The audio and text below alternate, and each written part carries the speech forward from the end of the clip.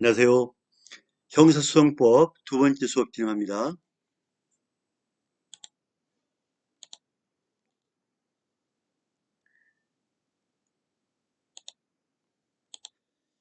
압수수색 절차에 대해서 공부하겠습니다. 영장 발부인데요.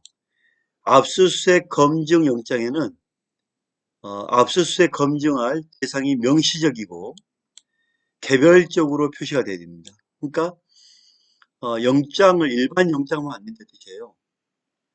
그 집에 있는 모든 것, 그 사무실에 있는 모든 것. 그러면 사무실에 있는 모든 것이면 3층, 4층, 5층 뭐 안 되잖아요. 3층에 있는 누구의 사무실, 누구의 책상 이렇게 특정해야 되겠죠. 그래서 압수수색 검증 영장에는 압수수색 검증할 대상이 명시적이고 개별적으로 표시가 되어야 합니다. 영장의 유효 기간은 일주일입니다.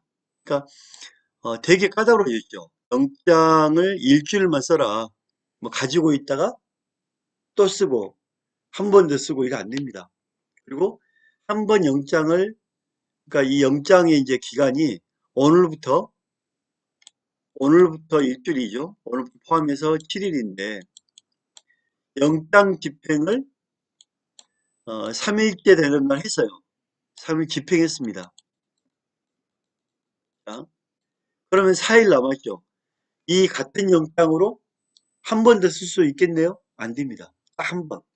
딱 한 번 일주일 특정 돼 있는 거예요. 그래서 법관이 상당하다고 인정할 때는 7일을 넘는 기간을 정할 수 있다. 즉, 이 압수수색을 해야 될 장소가 있고 거기에 누군가 물건이 있다고 판단되는 그 특정한 장소를 지정해서 해야 되고 그렇지 않으면 일반 영장이 안 되잖아요. 추상적인 것도 안 되잖아요. 그죠? 그러니까 좀 더 인권 보호나 정확한 집행을 할 수 있다. 이렇게 보시면 되겠죠? 어, 7일은 너무 그 기간이 짧습니다. 좀 길게 주세요라고 할 경우에는 많게는 뭐 1년까지도 1년 안에 해라. 그래서 어, 여러 번 왔다 갔다 할 수 없잖아요. 뭐 집행 못해서 다음에 가고 안 되기 때문에 예를 들면 30일 이렇게 할 수도 있는 거고 판사가 이건 재량껏 할 수 있겠죠, 그죠? 자, 영장 발부 전임 판사의 수임 판사의 영장 기각에 대해서는 불복할 수 없죠. 판사의 고유 권한이죠. 불복할 수 없다. 영장 발부 기각 결정에 대해서는 뭐 할 수 없다? 불복할 수 없다.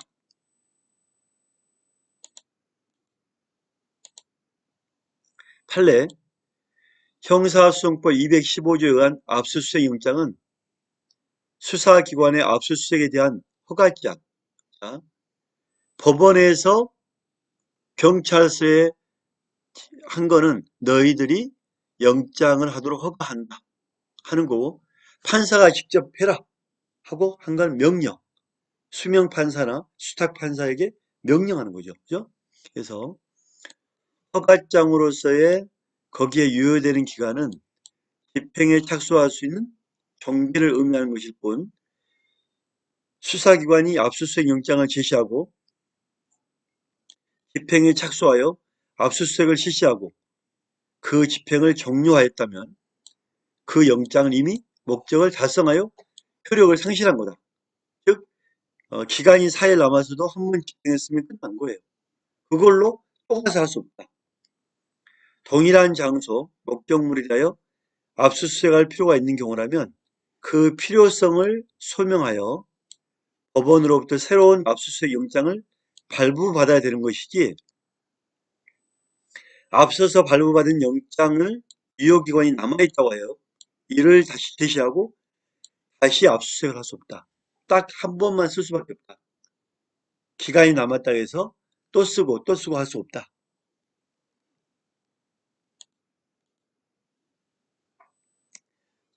헌법과 형사소송법이 구현하고자 하는 적법 절차와 영장주의의 정신에 비춰볼 때 법관이 압수수색 영장을 발부하면서 압수할 물건을 특정하기 위하여 기재한 문헌은 엄격하게 해석해야 하고 함부로 피압수자 등에게 불리한 내용으로 확장, 유추해석해서는 안 된다. 따라서 압수수색 영장에는 압수할 물건을 압수 장소에 보관 중인 물건, 이렇게 보관 중인 물건이잖아요. 그죠? 근데 우리 영장에 보면 보관하고 있어야 하는 이 장소에 이 보관되어 있는 이 물건을 의미한단 말이에요. 근데 압수 장소에 현존하는 물건, 현존하는 물건으로 해석할 수는 없다. 그래서 이 보면은 보관과 현존이 있는데 이 현존이란 건 뭐냐면 어, 지금 현재 이 사무실에 대해서 압수영장을 집행 중이란 말이에요. 집행 중에 있는 과정이 있는데 어, 이 필요한 물건을 가지고 옆 사무실에서 필요한 물건을 가지고 이 친구가 서류를 가지고 잠깐 들어왔어요. 들어와서 손에 들고 있네? 자, 손에 들고 있는데 모르고 들고 있는데 이거를 이 사무실 아니니까 압수할 수 있다? 안 된다 이거예요. 이 현존하는 건 안 된다. 유추해석이다. 현재 보관되어 있던 이 물건에 대해서 압수영장을 집행하는 것이지 현존하는 물건에 대해서 영장을 집행한 건 아니다. 그래서 우리가 보관 중인 물건의 의미를 명확하게 이해를 해야 된다. 이렇게 보시면 되겠습니다. 영장의 집행, 영장 집행기관은 검사겠죠. 압수수색 검증영장의 집행은 검사의 지휘에 의해서 사법경찰관리가 집행합니다. 검사의 집행 지휘나 사법경찰관리의 집행은 관할구역 외에서도 할 수 있고, 관할구역, 자, 관할구역이라는 건 서울에 있는 사람이 경기도 할 수 있다, 그죠? 또, 관할구역 검사나 사법경찰관리에게 촉탁할 수도 있습니다. 우리가 영장을 집행할 때는 영장을 반드시 처분을 받은 자에게 보여줘야 됩니다. 영장을 보여주고 현재 여기에 대해서 압수수색 영장을 집행하겠습니다라고 해야지 보여주지 않고 마음대로 할 수는 없다. 따라서 영장을 반드시 제시하고 영장 집행을 해야 된다. 이렇게 보시면 되겠습니다. 다음, 영장을 집행할 때 사람들에 대해서 못 들어오게 출입 금지하십시오. 이분은 잠깐 나가 계십시오. 관계자가 아니기 때문에 나가 계시기 바랍니다. 하고 압수수색 검증 영장의 집행 중에는 타인의 출입을 금지할 수 있고 금지해서 들어왔던 사람에 대해서 나가십시오. 여기 관계가 아니기 때문에 나가시라고 간수자를 불러 나가게끔 할 수가 있다. 간수자를 붙일 수까지 있습니다.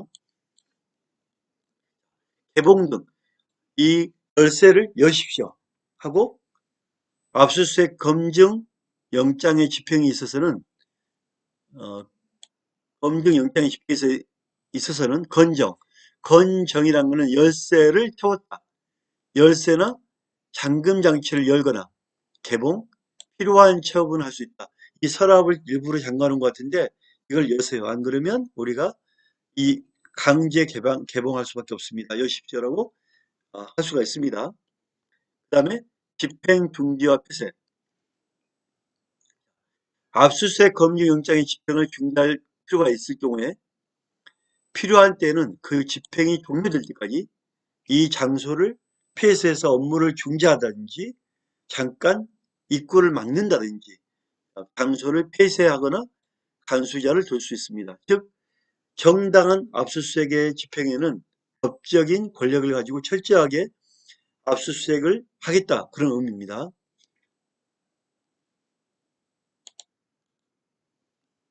할래볼까요?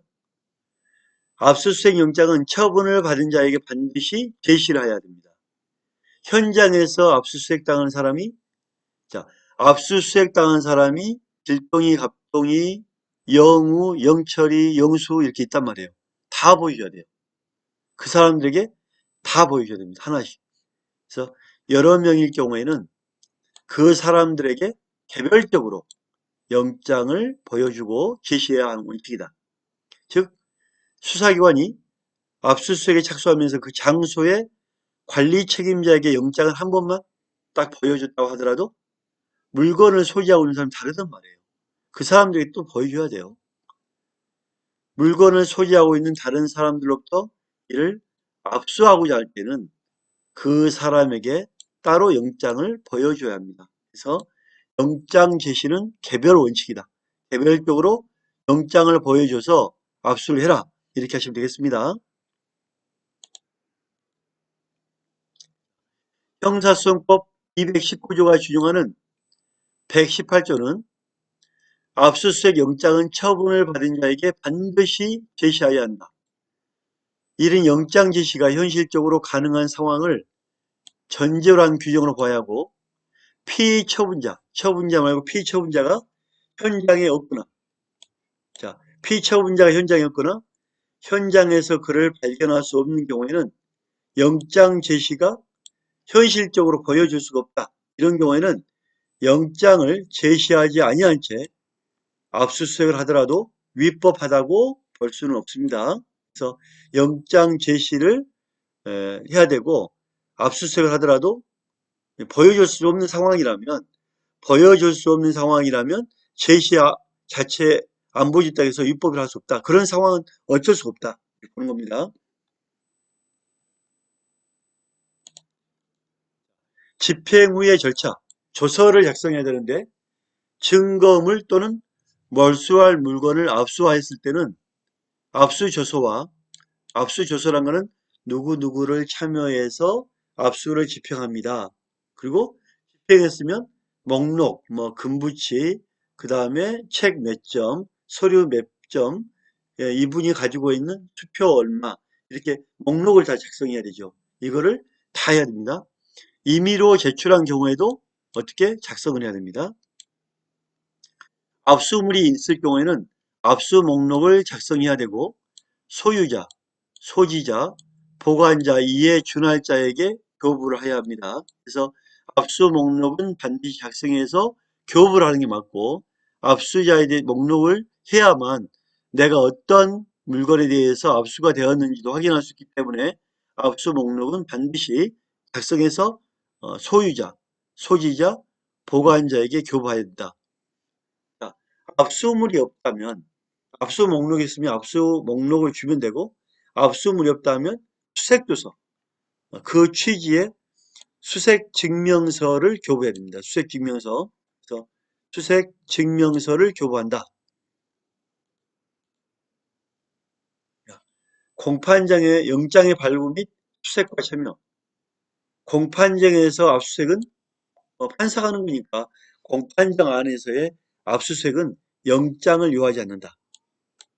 검사, 피의자, 피고인, 변호인은 압수수색 영장의 집행에 참여할 수가 있고, 그죠?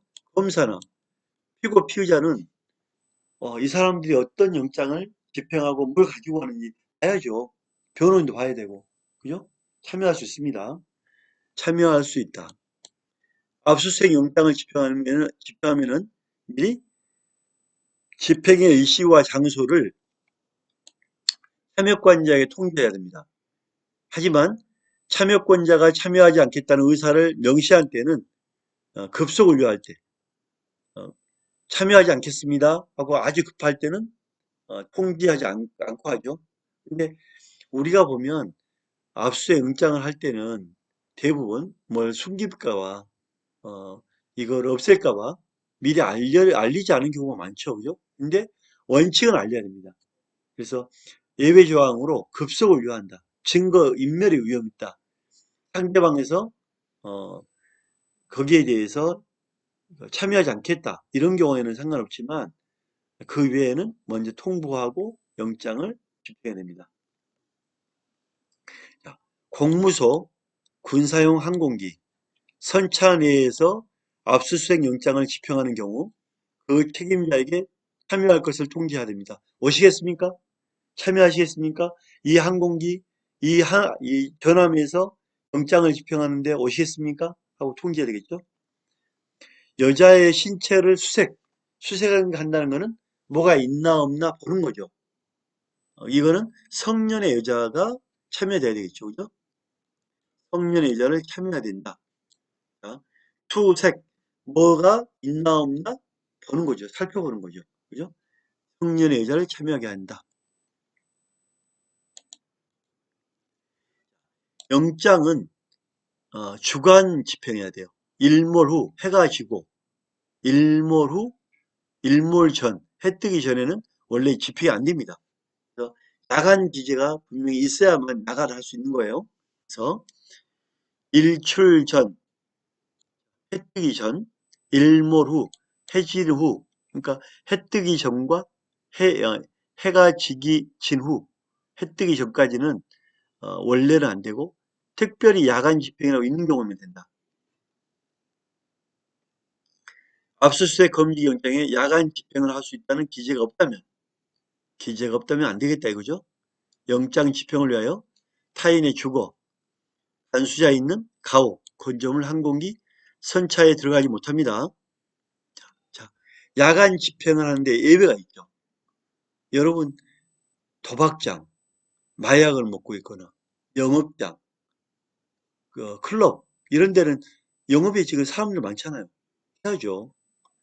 야간 집행이 불필요한 것은 도박, 성매매 장소, 풍토, 해야 하는 음식의 행위에 사용된다고 인정하는 장소, 도박이나 성매매, 공개된 시간의 제한을 받지 않고요. 여관, 음식점, 기타 야간에 공중이 출입할 수 있는 장소 경우에는 야간 집행의 제한을 받지 않고 뭐한다? 압수수색 금지 영장을 뭐 할 수 있다? 집행할 수 있다.